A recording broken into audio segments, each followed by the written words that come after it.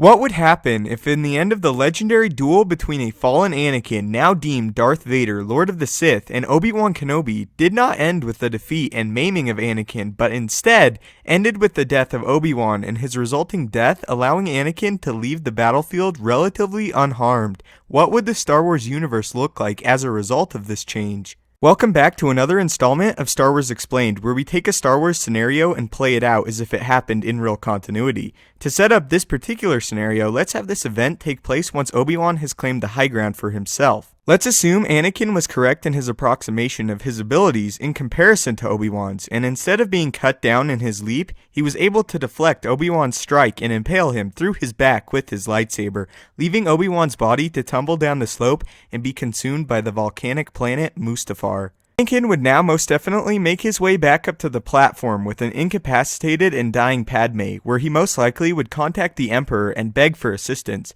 Under the Emperor's command, Anakin, now still Darth Vader, would take Padme to a medical center, where even with the tremendous resources of the newly found Empire, would not be able to save his wife's life. But with Palpatine's help, they would succeed in saving the lives of Anakin's children, Luke and Leia, and their lives would take a drastic turn for the dark than in regular continuity. Anakin would watch over his children, but would also still have work to do as Vader, hunting down the remaining Jedi and moving closer and closer to his goals of unlimited power. Vader would continue to increase his power to the point where no Jedi could even come close to matching his skills in both the Force and with the blade, allowing the Sith Lord to cut down Jedi Masters with relative ease. During the times where Vader was hunting the Jedi, a very young Luke and Leia may also be receiving lessons in the dark side by the Emperor, filling the young children with hatred for all things light, and exposing them to the immense power that ran through their veins. After years of the eradication of the Jedi, even the establishment of the rebellion would have been crushed under the boot of Vader and the Empire,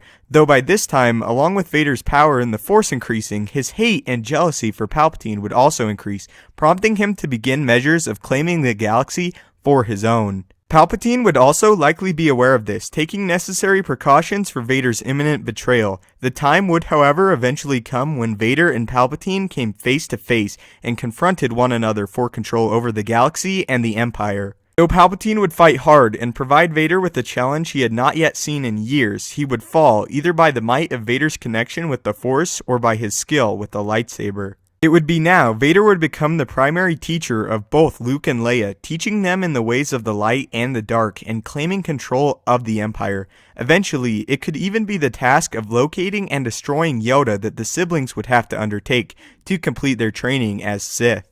Emperor Vader would rule the galaxy unchallenged and unrivaled in the slightest, instantly stomping out any pockets of resistance or rebellion in the galaxy with his vast imperial forces or by the might of his very children. Vader's power may evolve to be incomprehensible, and he could have the potential to destroy his enemies with the wave of his hand or a thought.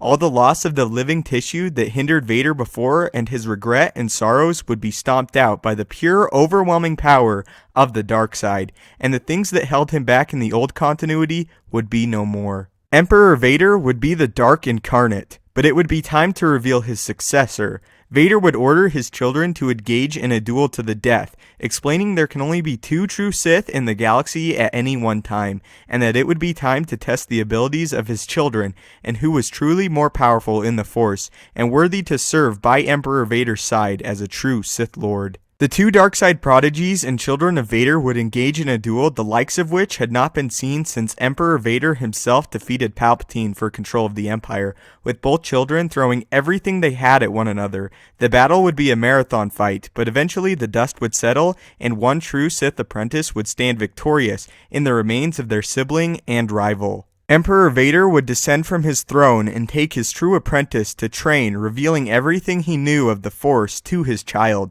The two Sith Lords would for many years rule the galaxy unchallenged, until the child would turn on the father, as is the way of the Sith, and destroy him, even by his own might, or even with the help of a secret apprentice. Vader would fall by the blade of his successor and child, and either a now Dark Lord of the Sith, Luke or Leia, would rule the galaxy unrivaled as their father, Emperor Vader, had before them. Vader would have achieved his true potential and would have been the most powerful Force user of all time, ruling the galaxy and Empire for many years. His strength in the Force would be unmatched and his enemies would be destroyed quickly and without remorse. Thank you so much for watching. Go ahead and leave in the comment section down below how you think this would change the Star Wars universe as a whole. May the Force be with you and have a great day.